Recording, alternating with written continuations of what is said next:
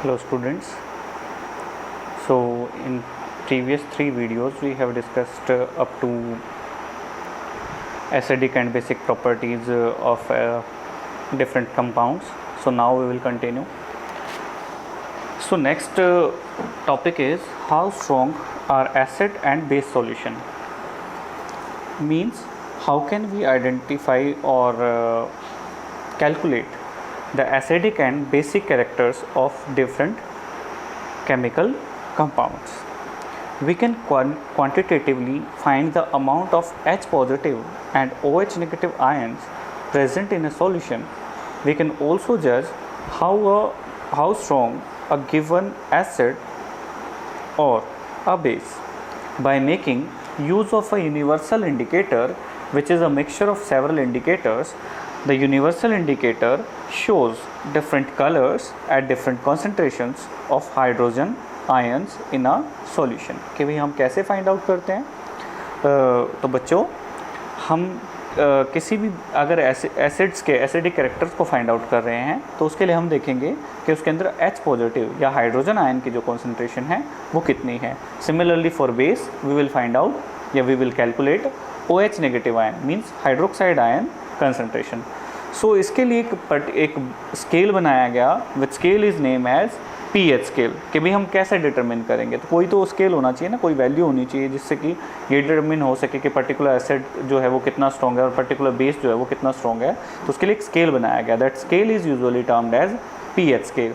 A scale for measuring hydrogen ion concentration in a solution called pH scale has been developed. The P in pH, P जो है P word जो है इस pH में, that is potenge in German. ये German language में इसका मतलब होता है potenge. potenge का मतलब होता है पावर. सो हम pH स्केल पे जो pH वैल्यू मेज़र की जाती है वो 0 से लेकर के 14 तक मेज़र की जाती है. 0 means very acidic and 14 very alkaline और बेसिक. मीन्स क्या होगा? A compound which is having 14 pH is strong, very strong या strongly basic, and a compound which is having 0 pH will be very strongly acidic. ठीक है. pH should be thought of simply as a number which indicate the acidic और basic nature of a solution. कि भाई pH जो है वो एक number होना चाहिए. ठीक है. जो क्या करेगा, सिंपली आपके एसिडिक या बेसिक नेचर जो है किसी भी सॉल्यूशन का उसको इंडिकेट करता है. मींस क्या है कि भाई जितनी ज़्यादा हाइड्रोजन या हाइड्रोनियम आयन की कंसंट्रेशन होगी pH वैल्यू उतनी ही कम होगी. ठीक है. तो जो न्यूट्रल सॉल्यूशन होता है उसकी pH क्या होती है? 7 होती है. और 7 से pH जब कम होगी तो that will shows that that given substance is acidic in nature, while the pH above 7 and up to 14 shows an increase in OH ion concentration in the solution. That means they are strongly basic in nature or alkali in nature. Clear है? Bases are also known as alkali. Next, so in that way acidic and basic characters increase. You are here it is clearly visible that for pH value 0 to 7 acidic characters, when we move 0 to 7 acidic character decreases, while we move 7 to 0 towards 0 acidic characters increases. In same way when we move 7 to 14 in pH basic characters increase, while we move from 14 to 7 basic characters decreases. Clear है? तो ये कुछ colours दिखाए गए हैं और कुछ different daily use chemicals दिखाए गए हैं जिनकी pH के बारे में बताया गया आपको. जैसे कि gastric juice which is released in our stomach during the process of digestion, it is having pH value about 1.2. Similarly lemon juice is also having pH value 2.2. In same way pure water and our blood have pH nearly 7 which is 7.4 and it is somewhere between 7.4 to 7.8. ठीक है. कि भाई जो pure water और blood की जो pH होती है वो 7.4 से लेकर के 7.8 के बीच में होती है. नेक्स्ट है बच्चों milk of magnesia. It's pH value is 10, nearly 10.10 or something like that. Next is sodium hydroxide. Its pH value is nearly 14, means it is strongest base in nature. चलिए आगे बढ़ते हैं. ये कुछ और सब्सटेंसेस के बारे में बताया गया है. आप वीडियो को पॉज करके यहाँ से देख सकते हो. उनकी pH वैल्यूज़ के बारे में बताया गया कि भी कौन कौन से बेसिस होंगे और कौन कौन से एसिड्स होंगे. चलिए आगे बढ़ते हैं. यहाँ पे भी कुछ और सब्सटेंसेस के बारे में बताया गया है, उनकी पीएच वैल्यूज़ के बारे में बताया गया। देखिए जैसे ब्लड की पीएच वैल्यू बताई गई 7.3 से लेकर के 7.5 तक होती है, ऐसे ही बताया गया बेटा डिफरेंट सब्सटेंसेस का। तो ऊपर की तरफ अगर हम जा रहे हैं तो एसिडिक हैं सारे के सारे, और नीचे की तरफ मूव करें तो बेसिक हैं सारे के सारे। चलिए आगे बढ़ते हैं। ये कुछ हाउस होल्ड क्लीनर्स हैं जिनको यूज़ किया जाता है, which are acidic as well as basic in nature. चलिए आगे बात करते हैं। The strength of acids and bases depends on the number of H positive ions and OH negative ions produced respectively.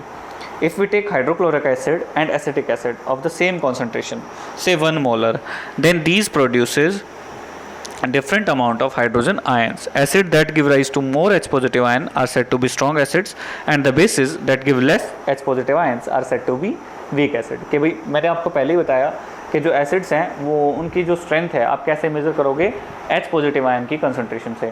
अगर H पॉजिटिव आयन ज़्यादा produce कर रहा है तो इट मीन्स वो स्ट्रॉन्ग एसिड है, और अगर कम प्रोड्यूस कर रहा है तो वो क्या है, वीक एसिड है। सिमिलरली बेस के लिए अगर बात करें तो उनके लिए OH नेगेटिव आयन को कंसंट्रेशन देखेंगे। अगर OH नेगेटिव आयन की आयन्स जो है वो ज़्यादा प्रोड्यूस कर रहा है तो दैट मीन्स वो बेस जो है वो स्ट्रॉन्ग बेस है, और अगर कम प्रोड्यूस कर रहा है तो वो जो है वीक बेस है। चलिए आगे बात करते हैं बेटा importance of pH in everyday life. Are plants and animals pH sensitive? अब मैंने आपको ऑलरेडी बताया कि डिफरेंट प्लांट्स और एनिमल्स जो हैं वो सभी क्या है, एक पर्टिकुलर पीएच रेंज में ही काम करते हैं। जैसे हमारी बॉडी की जो पीएच रेंज है वो है 7 to 7.8। अगर इससे ऊपर ज़्यादा ऊपर हो जाए या नीचे हो जाए तो it will adversely effect our functioning of body. चलिए नेक्स्ट बात करते हैं। When pH of rain water is less than 5.6, it is called rain water, acid rain। ठीक है, मतलब रेन वाटर जो होगा, अगर आपके यहाँ पे रेन हो रही है, अगर आप उसकी पीएच को टेस्ट करते हैं पीएच पेपर से, तो अगर उसकी पीएच जो है वो 5.6 से लेस आ जाए, ठीक है, तो दैट मीन्स वो एसिड जो रेन जो है उसके अंदर जो हार्मफुल गैसेज हैं वो डिज़ोल्व हो गई हैं, और अल्टीमेटली उन्होंने क्या कर लिया है, एसिड फॉर्म कर लिया। जैसे कार्बन डाइऑक्साइड मिक्स हो जाती है तो वो अल्टीमेटली क्या बनाती है, कार्बनिक एसिड बनाती है। इसी तरीके से सल्फर डाइऑक्साइड जो है वो मिक्स हो जाती है तो सल्फ्यूरिक एसिड बनाती है। नाइट्रेट्स जो हैं वो ऐड हो जाते हैं एयर में से, तो वो क्या बनाते हैं, नाइट्रिक एसिड बनाते हैं। तो अल्टीमेटली वो रेन वाटर की पीएच को क्या कर देते हैं, डिक्रीज कर देते हैं। और when this rain water goes into river and other water bodies, it ultimately affects the aquatic life present in that river और लेक और पॉन्ड एटसेट्रा। ठीक है, तो मतलब जितनी भी वो वाटर बॉडीज़ होंगी, अगर उसमें वो एसिड रेन मिक्स हो जाएगी तो दैट विल अल्टीमेटली और adversely affect that living of organisms which are living in that particular water body. चलिए नेक्स्ट, ये एसिड रेन के बारे में बताया गया है बेटा कि जैसे मैंने बताया आपको, नाइट्रेट्स कंबाइन होकर नाइट्रिक एसिड बनाते हैं। सल्फेट्स जो है वो SO2 जैसे सल्फर डाइऑक्साइड है, सल्फर के ऑक्साइड्स जो हैं वो सल्फ्यूरिक एसिड बनाते हैं। और अल्टीमेटली ये रेन जो है वो स्नो के फॉर्म में पहाड़ों पे, और जो मैदानी इलाके यानी कि जो प्लेन एरियाज़ हैं वहाँ पे रेन की फॉर्म में वापस आ जाती है। ठीक है, और ये सल्फर डाइऑक्साइड और नाइट्रोजन डाइऑक्साइड रिलीज़ कहाँ से होते हैं, आपके इंडस्ट्रीज से एंड वहीकुलर एमिशन जो है यानी कि व्हीकल्स का जो पोल्यूशन है उससे रिलीज़ होते हैं, और अल्टीमेटली क्या करते हैं, एटमॉस्फेयर में पोल्यूशन कोज करते हैं। चलिए आगे बढ़ते हैं बेटा। ये देखो, ये एग्जांपल दिखाया गया है कि भाई एसिड रेन्स के इफेक्ट दिखाए गए कैसे मोन्यूमेंट्स को, प्लांट्स की लाइफ को और एक्वेटिक लाइफ को ये डिस्टर्ब करते हैं। चलिए आगे बढ़ते हैं। एसिड्स इन अदर प्लैनेट, देखिए इसमें यहाँ पे एक बहुत अच्छी बात बताई गई, आपको एक नया फैक्ट बताया गया है कि जो वीनस प्लैनेट है इसके चारों तरफ जो एटमॉस्फेयर, जैसे फॉर एग्जांपल हमारी जो एटमॉस्फेयर है उसमें गैसेज है मेनली, तो उसी तरीके से जो वीनस का एटमॉस्फेयर है उसमें सल्फ्यूरिक एसिड के क्लाउड्स हैं। ठीक है, तो अगर सल्फ्यूरिक एसिड है तो दैट मीन्स वहाँ पे लाइफ का एग्जिस्ट करना नियरली इम्पॉसिबल है। ठीक है, चलिए आगे बात करते हैं बेटा। What is the pH of the soil in your backyard? अगर हम अपने बैकयार्ड यानी कि गार्डन की बात करें तो अब हमने अभी तक तो पढ़ा अपनी बॉडी के बारे में कि भाई हमारी बॉडी या एनिमल्स की बॉडी पे पीएच जो है वो क्या असर डालती है। अभी तक आपने ये पढ़ा कि भाई एसिड रेन से अफेक्ट होते हैं। इन सेम वे जो प्लांट्स हैं those are also affected by pH. ठीक है, so if pH become more acidic then plants will also not able to survive for longer, and in same way when the pH of the soil becomes basic then also plants will be not able to survive for a longer period. ठीक है, चलिए आगे बात करते हैं बेटा pH in our digestive system. So as we all know that you have read in 6th chapter 6 chapter आपको करवाया गया था विच इज़ लाइफ प्रोसेस। उस चैप्टर में आपने पढ़ा होगा सब बच्चों ने कि भाई लाइफ प्रोसेस जो चैप्टर था उसमें डाइजेशन के बारे में आपने पढ़ा था। तो डाइजेशन में क्या होता है, कुछ स्पेशल जूसेस या एंजाइम सीक्रेट होते हैं हमारी स्टमक से या डिफरेंट अदर पार्ट से। तो उसमें आपने पढ़ा था स्टमक जो है that releases hydrochloric acid inside stomach which is gastric juice के नाम से भी उसको जाना जाता है, ठीक है, which is also known as gastric juice. तो gastric juice contains HCl, pepsin enzymes. तो इसमें हमें उन एंजाइम्स वगैरह से तो कुछ लेना देना है नहीं, अभी हम बात करेंगे एसिड की। तो sometime our stomach produces more और excess amount of hydrochloric acid. That condition ultimately leads to acidity. कि भाई क्या होता है, कई बार जो हमारा स्टमक है ना वो ज़्यादा अमाउंट में हाइड्रोक्लोरिक एसिड जो है वो प्रोड्यूस कर देता है और अल्टीमेटली उसके कारण क्या होता है, स्टमक में पेन होने लग जाता है और अल्टीमेटली वो क्या होता है, फिर हार्ट बर्न जैसी प्रॉब्लम या एसिडिटी जैसी प्रॉब्लम जो है वो हो जाती है। तो at that moment we use Digene और that kind of medicine. So जो ये आपकी डाइजीन है, ठीक है, या जेलुसिल है, ये क्या होते हैं बेटा, ये एंटासिड्स होते हैं। Antacids means anti acids means the chemical substances which are used in treatment of acidity, उनको आप क्या कहेंगे, एंटासिड्स कहेंगे, ठीक है। तो ये उसकी रेमेडी है। तो ये एंटासिड्स जो होते हैं ये क्या करते हैं, आपके जो स्टमक में एक्सेस ऑफ एसिड प्रोड्यूस हो गया है ये उसको क्या कर देते हैं, न्यूट्रलाइज कर देते हैं। चलिए आगे बढ़ते हैं। ये डाइजेस्टिव सिस्टम दिखाया गया है, स्टमक में कहाँ पे जो है वो रिलीज़ होता है ये बताया गया है। ये देखिए एंटासिड्स दिखाए गए हैं। तो मेनली एंटासिड्स में जो है मिल्क ऑफ मैग्नीशिया यूज़ किया जाता है। मिल्क ऑफ मैग्नीशिया यानी कि मैग्नीशियम हाइड्रोक्साइड, ठीक है, क्योंकि वो बेस होता है तो बेस जो होंगे वही तो एसिड को न्यूट्रलाइज करेंगे। यानी कि आपको क्लियर हुआ कि हमारी बॉडी के अंदर भी न्यूट्रलाइजेशन रिएक्शन होती है। चलिए बात करते हैं। हाँ, अब जो आपका टूथ डिके होता है वो कैसे होता है। Tooth decay start when the pH of the mouth is lower than 5.5। अब pH कैसे लोअर हो जाएगी माउथ की, जैसे कि भाई हम डिफरेंट टाइप ऑफ फूड जो हैं वो कंज्यूम करते हैं एवरीडे। तो some time we forgot to brush our teeth because as we are advise to brush our teeth after every meal. तो भी हमें कहा जाता है कि हमें हर मील के बाद अपने टीथ जो है उनको क्लीन करना चाहिए, ठीक है। लेकिन हम क्या करते हैं, कई बार गार्गल नहीं करते हैं हर बार खाना खाने के बाद। तो क्या होता है, जो छोटे छोटे फूड पार्टिकल आपके दांतों के बीच में जो स्पेसेस होते हैं उन स्पेसेस में वो स्टिक हो जाते हैं। तो अल्टीमेटली जब वो स्टिक हो जाते हैं तो आपके माउथ में बहुत सारे बैक्टीरियाज प्रेजेंट हैं। वो बैक्टीरियाज उस फूड पार्टिकल के ऊपर एक्ट करते हैं। अल्टीमेटली मेनली जो आप फूड खाते हैं उसमें कार्बोहाइड्रेट होगा और कार्बोहाइड्रेट एक शुगर है। तो जब वो शुगर पे एक्ट करते हैं वो bacteria, they ultimately convert that sugar into acid.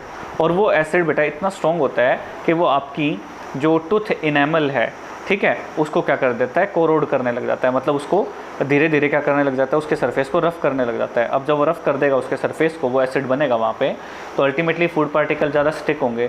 तो अल्टीमेटली ऐसे धीरे धीरे फूड पार्टिकल जो है वो ज़्यादा स्टिक होते जाएंगे और वहाँ पे क्या होगा, एक कैविटी बनती चली जाएगी जिसको टूथ कैविटी भी कहते हैं। फिर बाद में आप RCT करवाएंगे उसकी, ठीक है, रूट कैनाल थेरेपी बोलते हैं जिसको, या फिर आप उसकी फिलिंग करवाएंगे उसको कट करके, या फिर उसको सिंपली निकलवा भी दोगे अगर बहुत ज़्यादा डैमेज हो जाएगी।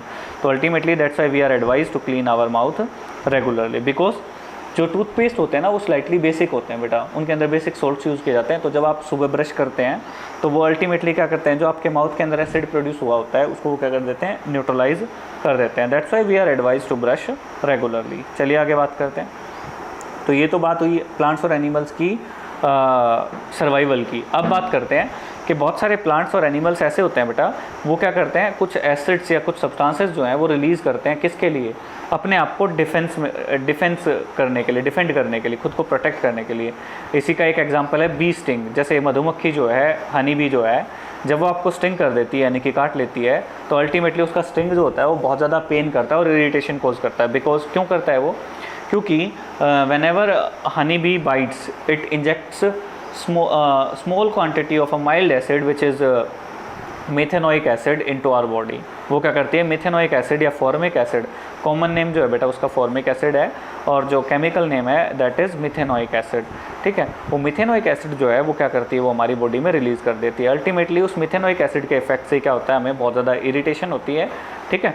और फिर हम क्या करते हैं, फिर उसके ऊपर कोई भी बेसिक थिंग जो है वो अप्लाई कर लेते हैं, ठीक है। जनरली लोग क्या करते हैं, वो पिकल लगा लेते हैं, जबकि पिकल नहीं लगाना चाहिए क्योंकि पिकल जो होता है वो एसिडिक होता है। तो that's why we should use baking soda instead of pickle. ठीक है, हमें क्या करना है, बेसिक चीज़ें यूज़ करनी है, तो बेसिक चीज़ें आप यूज़ कर सकते हैं। ठीक है, तो ये देखिए इसी तरीके से बताया गया है, जो नेटल लीव्स है, नेटल एक ट्री होता है, उसके जो लीव्स होते हैं उनमें भी स्टिंग होते हैं, तो उनको आप अगर गलती से टच कर दो तो वो भी क्या होते हैं, मिथेनोइक एसिड रिलीज़ करते हैं, और वो अल्टीमेटली क्या करता है, वो बहुत ज़्यादा आपको क्या करेगा, इरिटेशन कोज करेगा। तो जहाँ पे भी नेटल के ट्री होते हैं ना फॉरेस्ट एरियाज़ में, वहाँ पे क्या होगा, उसके साथ साथ डोक प्लांट भी उगे होते हैं, बड़े बड़े लीव्स वाले। तो उस डोक प्लांट के लीव्स को जब आप रगड़ लेते हो, रब कर लेते हो जहाँ पे आपको नेटल लीव्स लग गए हो, ठीक है, तो वो क्या करता है, अल्टीमेटली उसको न्यूट्रलाइज कर देता है। तो यहाँ से हमें क्लियर हुआ कि जो डोक प्लांट है वो क्या होता है, वो बेसिक होता है। ठीक है, चलिए अभी बात करते हैं। ये देखिए नेचुरली अकरिंग एसिड्स हैं, जैसे आपका विनेगर यानी कि सिरका है, वो भी एसिड होता है, एक एसिटिक एसिड बोलते हैं उसको, एसिटिक एसिड या ethanoic acid. Acetic acid is it's common name and chemical name is ethanoic acid. Orange में बेटा सिट्रिक एसिड होता है। टेमरिंड यानी कि इमली जो होती है, it contains tartaric acid. Similarly tomato also contain N acid which is oxalic acid. सोर मिल्क, कर्ड जो होती है, that also contains lactic acid. Lemon also contains citric acid. Ant sting, चींटी जो है वो भी काट लेती है, तो उसमें भी इरिटेशन होती है, बिकॉज वो भी मिथेनोइक एसिड इंजेक्ट करती है हमारी बॉडी में। नेटल स्टिंग, बी स्टिंग, ये तीनों ही जो हैं ये भी क्या करते हैं, मिथेनोइक एसिड जो है वो बॉडी के अंदर इंजेक्ट कर देते हैं। ये कुछ एसिड्स और बेसिस दिखाए गए हैं आपको। ठीक है, चलिए बात करते हैं आगे। नेक्स्ट अब इन टेक्स्ट क्वेश्चंस की बात करते हैं। You have two solutions A and B. The pH of A is 6 and the pH of solution B is 8. Which solution has more hydrogen ion concentration and which of these is acidic and which one is basic? तो सीधी सी बात है, आपको clear है, पहले ही बताया हुआ है आप लोगों को कि भाई जिसकी pH, the substance which is having pH less than 7 is acidic, while the substance which pH is more than 7 is basic in nature. So solution A is having a pH value of 6 and solution B is having pH value of 8. So it is clear that solution A will be acidic and solution B will be basic, and solution A will be having more hydrogen ion concentration because it is acidic in nature. Clear है? चलिए आगे बात करते हैं। What effect does the concentration of H positive ion have on the nature of solution? आपको मैंने पहले ही बताया, अभी जो स्टार्ट किया था आज की क्लास जो थी हमने, वो टॉपिक यही था कि जो एसिडिक कैरेक्टर्स हैं उनको H पॉजिटिव आयन जो है वो डिटरमिन करता है। तो दैट मीन्स एसिडिक कैरेक्टर्स जो होंगे वो इंक्रीज हो जाएंगे with increase in H positive ion concentration, and similarly acidic characters will get decreased with decrease in H positive ion concentration. Next question is, do basic solutions also have H positive ions? If yes then why are these basic? हाँ भाई होते हैं ये, yes basic solution also contain H positive ions, but क्यों H positive क्यों होगा भाई?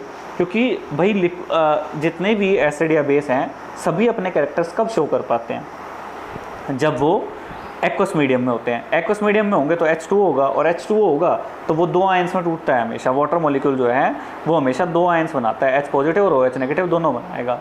लेकिन एक चीज़ क्लियर है कि जो एसिड होगा ना उसके अंदर H पॉजिटिव आयन की कंसंट्रेशन ज़्यादा होगी एज़ कम्पेयर टू बेस, और बेस में क्या होगा, H पॉजिटिव आयन की कंसंट्रेशन कम होगी as compare to OH negative. Clear है? चलिए आगे बात करते हैं। Under what soil conditions do you think a farmer would treat the soil of his field with quicklime or slacked lime or chalk? देखो तीनों जो सब्सटेंसेस है बेटा इस क्वेश्चन में जिनकी बात की गई है, all these three substances are basic in nature. That's why if a person is treating his soil with basic substances, that means soil is acidic in nature. ठीक है, क्लियर है? तो in that way he want to increase the basicity of the soil so that the fertility power of the soil can be retained. चलिए आगे बात करते हैं। अब सोल्ट्स के बारे में बात करें बेटा, तो बहुत सारे सोल्ट्स हैं डेली लाइफ में जिनको हम यूज़ करते हैं। ठीक है, ये कुछ एग्जांपल्स दिए गए हैं सोल्ट के, potassium sulphate, sodium sulphate, calcium sulphate, magnesium sulphate, copper sulphate, sodium chloride, sodium nitrate, sodium carbonate, ammonium chloride. These are some of the examples of salts. चलिए आगे बात करते हैं। ये देखिए ये कुछ सोल्ट्स के क्रिस्टल्स दिखाए गए हैं। जो ऊपर ब्राउन कलर का है that is cobalt nitrate, white colour का कैल्शियम नाइट्रेट, ग्रीन कलर का जो है आपका वो बेटा निकल सल्फेट है, मैग्नीज सल्फेट ये वाइट कलर का है। नीचे लेफ़्ट से राइट आएंगे जब हम, जो ब्लू कलर है दैट इज़ क्रोमियम सल्फेट, और जो ब्राउन कलर का है वो है पोटेशियम सल्फेट। क्लियर है? चलिए आगे बात करते हैं। ये कुछ सोल्ट्स हैं, उनके यूजेस दिए गए हैं। Like ammonium chloride is use in torch batteries, जो आपके बैटरीज होते हैं यानी कि सेल्स जो होते हैं टॉर्च में लगने वाले, उनके लिए यूज़ किया जाता है इसको। Ammonium nitrate is use in manufacturing of fertilisers. Calcium chloride is use as a drying agent. Drying agent means dryness लाने के लिए, यानी कि जो मॉइस्चर होता है एटमॉस्फेयर में उसको एब्जॉर्ब करने के लिए, ठीक है। नेक्स्ट है बेटा आपका आयरन सल्फेट। ये जो आयरन की टैबलेट्स होती हैं जो छोटे बच्चों को दी जाती हैं, कई बार उनकी बॉडी में आयरन की कमी हो जाती है, तो जितनी भी आप लेडीज़ जो होती हैं उनकी बॉडी में आयरन की कमी हो जाती है, तो due to fulfil the deficiency of iron, iron sulphate is used in iron tablet. Similarly magnesium sulphate बेटा, ये बेटा मेडिसिन्स को बनाने में यूज़ किया जाता है। Similarly potassium nitrate, it is used in manufacturing of gun powder. Silver bromide, it is used in black and white photography, ठीक है। ये चैप्टर 1 में आपने क्लियर किया था कि silver bromide is used in black and white photography. Next if we talk about sodium chloride, it is used as table salt in daily life and also in manufacturing of NaOH, ठीक है। Sodium stearate, ये भी बेटा एक salt होता है, it is used in making of soaps. चलिए आगे बात करते हैं। सो सोल्ट एक ऐसी फैमिली है जिसकी pH एक तो जो होती है वो 7 के आसपास होती है, ठीक है। और सोल्ट जो होते हैं they contain positive as well as negative ions, ठीक है। जैसे for example NaCl, whenever we dissolve it into water it dissociate into Na positive and Cl negative ion. Similarly Na2SO4, it will break down to Na2 positive plus Na positive and SO4 negative, ठीक है। तो ये जो है family है sodium salt की। Similarly NaCl and KCl जो है वो क्लोराइड सोल्ट्स हैं, क्योंकि दोनों में क्लोराइड्स हैं, ठीक है।